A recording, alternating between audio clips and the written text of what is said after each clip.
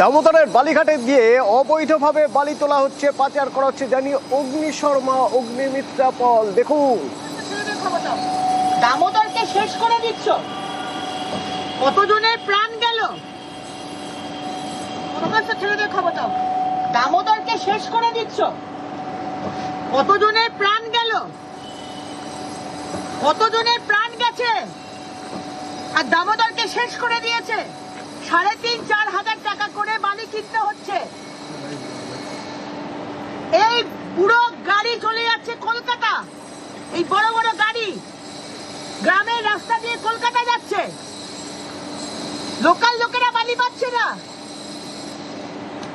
আমাদের আসানসোলকে শেষ করে দিচ্ছে, সব ট্রাকে চাবি নেই। তাড়াতাড়ি যা।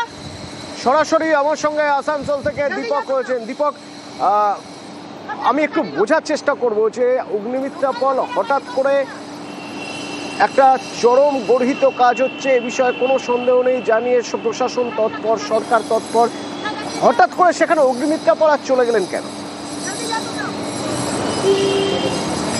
দেখো, আমরা গতকালকেই দেখেছিলাম আসানসোল বাজারে যানজট নিয়ে পরে সরব হয়েছিলেন অগ্নিমিত্রা। কর্তব্যরত পুলিশ কর্মীকে ধমক, শুধু কর্তব্যরত পুলিশ কর্মীকে না, টোটো চালক এবং অটো চালকদেরকে ঠিক একইভাবে ধমক দিতে দেখা যায়। ঠিক 24 ঘন্টা কাটতে না কাটতে আজ দামোদরের পারে আসানসোল দক্ষিণ বিধানসভা এলাকার ডামরা অঞ্চলে দামোদর থেকে অবৈধভাবে বালি তুলে পরে বালি পাচার করছে বালি মাফিয়ারা।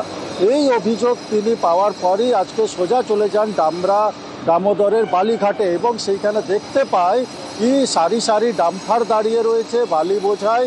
এরপরই কিন্তু অগ্নিমিত্রা পলকে দেখে পরে ডাম্পার চালকরা সেইখান থেকে পলাতক, ডাম্পার ছেড়ে পালিয়ে যায় তারা। এরপরে পুলিশকে যখন খবর দেওয়া হয়, দীর্ঘক্ষণ পুলিশ আসে না ঘটনাস্থলে, এমনটাই অভিযোগ বিধায়ক অগ্নিমিত্রা পলের। পরে যখন পুলিশ ঘটনাস্থলে যায়, পুলিশকে যে অভিযোগ জানাতে গেলেও কিন্তু বিজেপি কর্মীদের সঙ্গে বচসা জড়িয়ে পড়ে ঘটনাস্থলে যাওয়া পুলিশ আধিকারিকের সঙ্গে। বিজেপি কর্মীদের অভিযোগ কি বেআইনিভাবে বালি তুলছে এইখান থেকে বালি মাফিয়ারা, কিন্তু প্রশাসনের যে দায়িত্ব, পুলিশের যে দায়িত্ব বেআইনি বালির বিরুদ্ধে অভিযান চালানো, সেই অভিযান চলছে না। পাল্টা পুলিশের পক্ষ থেকে দাবি করা হচ্ছে কি এই বালি যে ডাম্পারের মাধ্যমে নিয়ে যাওয়া হচ্ছে এক প্রান্ত থেকে আরেক প্রান্ত, সেটা কিন্তু লিগ্যাল ঘাট, মানে বৈধ ঘাট থেকে সেই বালি তুলে নিয়ে যাওয়া হচ্ছে। পুলিশ যদিও সমস্ত গাড়ির নাম্বার তারা ইতিমধ্যেই নথিভুক্ত করেছে এবং সেই গাড়ির চালককে খোঁজ চালাচ্ছে এবং গাড়ি কোথা থেকে কোথায় যাচ্ছিল, বৈধ কি অবৈধ তা কিন্তু জানার চেষ্টা চালাচ্ছে। কিন্তু তা অপেক্ষা না করে পরে বিধায়ক অগ্নিমিত্রা পল ইতিমধ্যেই আসানসোল দক্ষিণ থানায় এসে সরব হয়েছেন। কারণ কি ঘন্টা তিনেক তিনি দামোদরের এই ডামরা বালিঘাটে বসেছিলেন, কিন্তু ঘটনাস্থলে পুলিশ আসেনি। পুলিশ আধিকারিকের সঙ্গে যোগাযোগ করা হলেও কিন্তু পুলিশ আধিকারিকদের কাছ থেকে কোনো উত্তর পাওয়া যায়নি, তাই কিন্তু সরব হয়েছেন। পাল্টা তৃণমূলের পক্ষ থেকে দাবি করা হচ্ছে কি বেআইনি বালির বিরুদ্ধে তারা সরব হয়েছেন, তারা একাধিকবার বিভিন্ন দপ্তরে, সরকারি দপ্তরে চিঠি পাঠিয়েছেন, যার প্রশাসন কিন্তু মাঝে মাঝে অভিযান চালাচ্ছে। ধন্যবাদ। ক্রিমিনাল পুষতে হবে, তো বোম আনতে হবে, বারুদ আনতে হবে, রাইফেল আনতে হবে, বুথ রিগিং করতে হবে, মানুষকে ভয় দেখাতে হবে। আজকে কাউন্সিলর তরুণ চক্রবর্তী, আপনি জানেন না, আপনার তো সমস্ত পর্দা ফাঁস করেছি, আপনি কিভাবে বালি থেকে টাকা তোলেন, জমির ব্যবসা করেন, মানুষকে ভয় দেখিয়ে কেস দিয়ে দেন, আপনি জানেন না আপনার এলাকাতে হচ্ছে। আমি পুলিশকে ডেকেছি, পুলিশ আসুক, সমস্ত গাড়ি সিজ করুক, আমি দরকার হলে এফআইআর করব। আমরা এটার একটা মীমাংসা চাই। আমাদের দামোদর নদীকে আমরা শেষ করতে দেব না। এর আগেও দিদিকে আমি সম্মান করি, শ্রদ্ধা করি।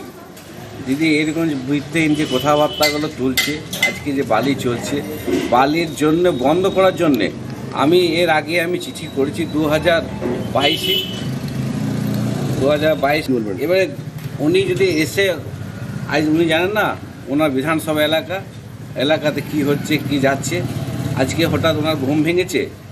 উনি তো এইটিকে চিঠি করেছেন, আসুক, আমরা সবসময় সরব আছি, আমার নিজের জায়গায় আমি পরিষ্কার আছি। বাদুড়িয়ার হিঙ্গলগঞ্জে আবার দুই বাংলাদেশি প্রতিবেশীকে বাবা সাজিয়ে পরিচয়পত্র বানিয়ে ফেলেছেন। আবার আরেকজনেরও খবর পাওয়া যাচ্ছে, বিজেপি এক কর্মী তিনি নাকি বাংলাদেশে গিয়ে এক নাবালিকাকে বিয়ে করে চোরা পথে তাকে এদেশে নিয়ে এসেছে। গ্রেপ্তার।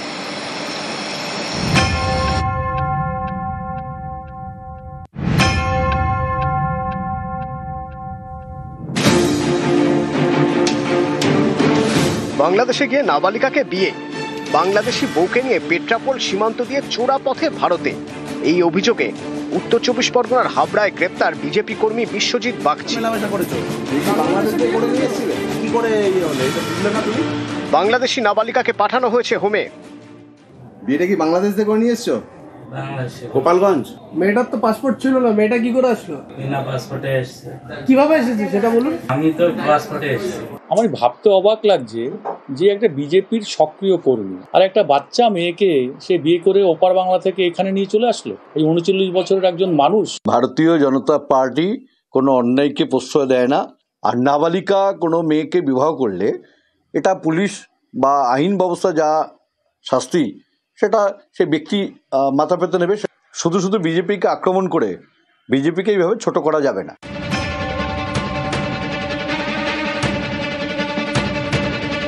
এটা 2025 সালের ভোটার তালিকা। উত্তর 24 পরগনার হিঙ্গলগঞ্জে সাহেবখালীর 199 নম্বর বুথের ভোটার লিস্ট। এখানকার এক ভোটারের নাম আনোয়ার মোড়ল। তালিকায় তার বাবার নামের জায়গায় লেখা নূর আলী মোড়ল। অথচ নূর আলী মোড়ল দাবি করছেন আনোয়ার তার ছেলে নন, প্রতিবেশী। নূর আলীর দাবি, কয়েক বছর আগে বাংলাদেশ থেকে ভারতে আসেন আনোয়ার, হিঙ্গলগঞ্জে থাকতে শুরু করেন। অভিযোগ, প্রতিবেশী নূর আলী মোড়লের নথি ব্যবহার করেন। প্রতিবেশীকে বাবা দেখিয়ে নাম তোলেন ভোটার তালিকায়। কোন কোন ছিল আপনার? আমার রহমান মোড়ল, বাবুর আলী মোড়ল। আর একটা ছিলে? আর নেই।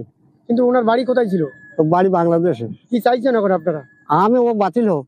মিথ্যে বলছে। আমি এখানে তো সেই ছোটবেলার তো এখানে জন্মে, এখানে সবকিছু। আমার তো স্বামীও এখানে থাকে। যদি নির্বাচন কমিশন এখানে অভিযোগ করেন তা ওনারাই করুন। আমাদের যেটা সত্য আমি সেটাই বলছি। উত্তর 24 পরগনার বাদুড়িয়াতেও একই ছবি।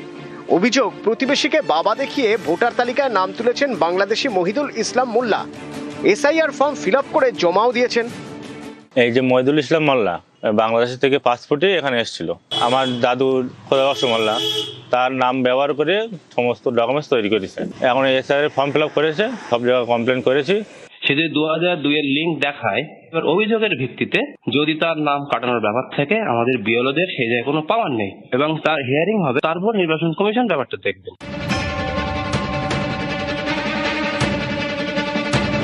সুকুমার দাস বাংলাদেশি, 2001 সালে ভারতে আসেন। আলিপুরদুয়ারের কুমার গ্রামে থাকতে শুরু করেন। বছর 5 আগে তার এক ভাইও আসেন। অভিযোগ, এক প্রতিবেশী তাদের বাংলাদেশে ফিরে যেতে হুমকি দিচ্ছেন। আমাকে 5-6 বছর ধরে হুমকি হামলা দিয়ে যাচ্ছে। আমারই ভাই হয় বাংলাদেশি, তো পাসপোর্ট ভিসা করে আসছে, কিন্তু ওর 1 বছরের টাইম ছিল, ওর এখন ডেট চলে গেছে। ওকে পুলিশে সিলিন্ডার কর, তোদেরকে পুলিশে ধরাই দেবো। বাংলাদেশি এরকম হুমকি হামলা করে। যেখানে কেন্দ্র সরকার বলেই দিয়েছে যে বাইরে থেকে পীড়িতরা যারা এসছেন তাদের জন্য সিএ এর মাধ্যমে অ্যাপ্লাই করে দেওয়া হবে, তার কোথাও যেতে হবে না। তার কারণ হিন্দুদের শেষ আশ্রয়স্থল হচ্ছে ভারতবর্ষ। অথচ পুলিশ প্রশাসন বিভিন্নভাবে এই সমস্ত হিন্দুদের চেষ্টা করছে যাতে তারা এখান থেকে চলে যায়। না, পুলিশ তো অত্যাচার করে না। আমাদের পুলিশ প্রশাসন সদা সর্বদা সচেষ্ট থাকে মানুষকে শান্তিভাবে রাখার জন্য। উনি মিথ্যা কথা বলেছেন। নিউজ 18 বাংলা।